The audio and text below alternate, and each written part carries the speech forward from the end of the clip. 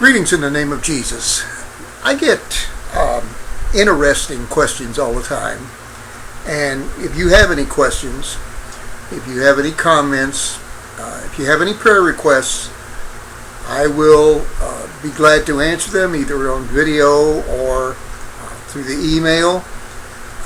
My email is aproph617@gmail.com. That's aproph617@gmail.com.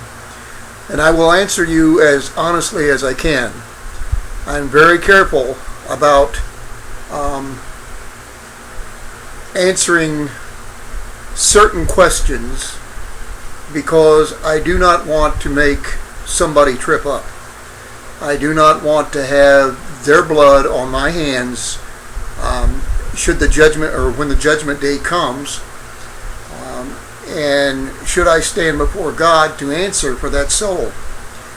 So I'm very prayerful in my answers, and I will answer you as directly as I can.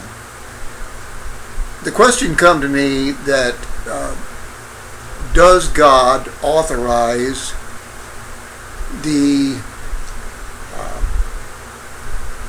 marriage or intermarriage of races? And I'm really the wrong one to ask because I am married to a Filipina. We've been married for 2 wonderful years, well, almost 2.5. And she is the greatest thing that ever happened to my life. And the best decision I ever made in my life, besides coming to Christ. But I'm going to answer you honestly, and I'm not going to answer you with any kind of prejudice or bigotry on my part because I'm married to a Filipina. I grew up under a Filipino stepfather, and the experience that I had with him and the way he treated my mother, if he had not been good to me at all,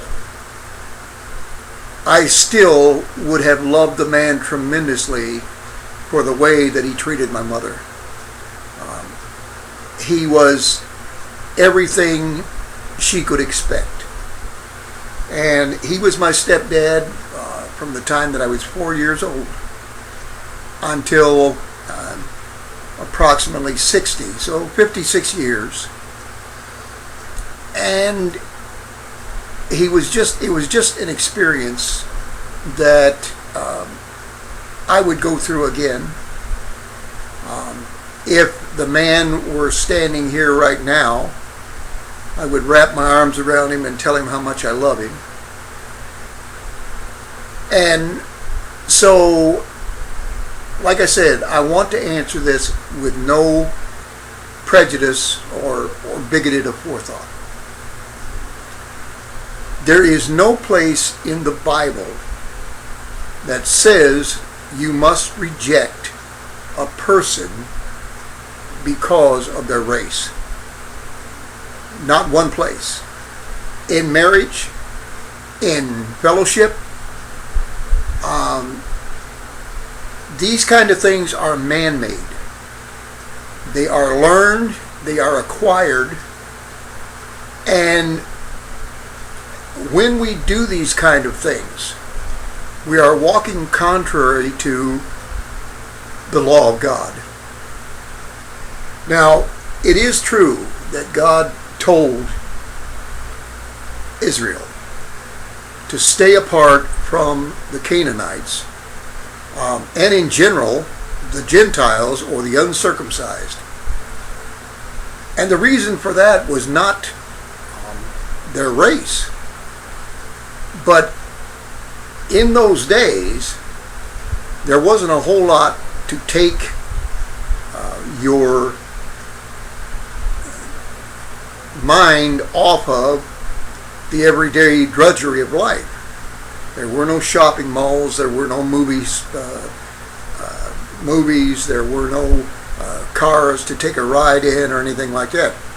So the race of man was more religious oriented, let's say it that way. And most of the world had heathen practices. They set up gods that they could see, that they could kneel down before, that they could worship. And God wanted to keep a people separate to be an example for the world, much as the church is supposed to be today, on righteous living, so to speak. But not once does he mention the race of a person.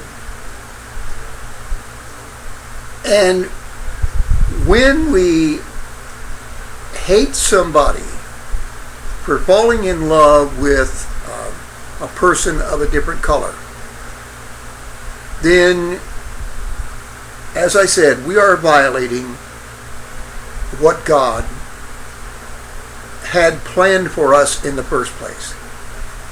I read an interesting article. Actually, it was an interesting video, and it was on the tracing of DNA back to what they called the Adam person. And DNA in the man especially, there are certain traits that have been passed on from man to man to man to man from the very first man. And this is how they know that we have a common ancestor. We have a common man or father, and we have a common mother. There is no refuting that as far as DNA goes. And DNA is the most common,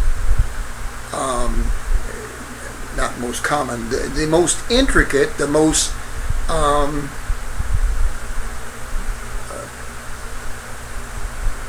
involved part of our being. It is the whole roadmap, the whole blueprint of who we actually are. And I asked a man one time, we were talking, and I said, through blood, can you tell if a person is black, white, Indian, whatever?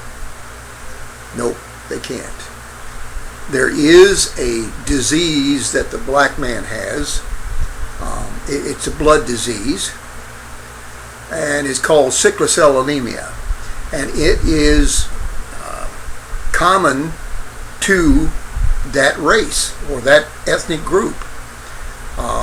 But other than having healthy blood cells or blood from a man from India and one from a man from the United States, you could not tell the difference in the blood. So when you talk about races, you are actually talking about one race. And we erroneously call the different people races. They are ethnic groups, period. They are ethnic groups who have grown out of one branch. They are different branches, different trees. They have developed different traits. They have, because of the weather, because of the conditions that they lived under, but they can all be traced back to one person. Now, I want to caution you here. Many people fall in love with somebody, or they say that they fall in love with somebody of another ethnic group, and they marry them and they find out it's not love, be sure you know what love is before you mouth the word. Because anything else, you are wronging yourself and the other person. You are misleading a fellow human being into thinking that you want to spend the rest of your life with them, when really you just want to get back at a certain ethnic group, or prove that you can be a part of a certain ethnic group, and that's wrong. God created love. God did not say that they have to be a certain ethnic group. But God did say that when you take that woman, or when you take that man, you are cleaving unto them, and you become one flesh. And that one flesh must agree sometimes to disagree. But the majesty of it all is there's give and take in a marriage. There's understanding, there's reaching understandings, and there's dropping those things that we cannot understand and burying them for good. So no, the Bible does not speak of that. It is not a sin. It will never be a sin, because man is one family, and love is love, and God is God. Just make sure that it's love. Make sure that it's going to be permanent. Make sure that this is the partner that you want to stay with for the rest of your life. And then, God bless you. Maranatha.